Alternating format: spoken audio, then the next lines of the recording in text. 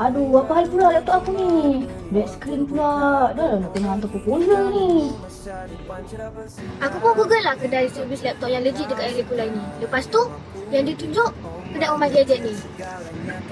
Oh, ni lah kedainya. Assalamualaikum. Bang, saya rosak lah bang. Sini jadi gelap. Tak tahu lah kenapa. Gelap? Ha. Betul lah gelap lah. Boleh tinggal juga, kita cek dulu. Okey, boleh bang. Nanti Bapak beritahu ya.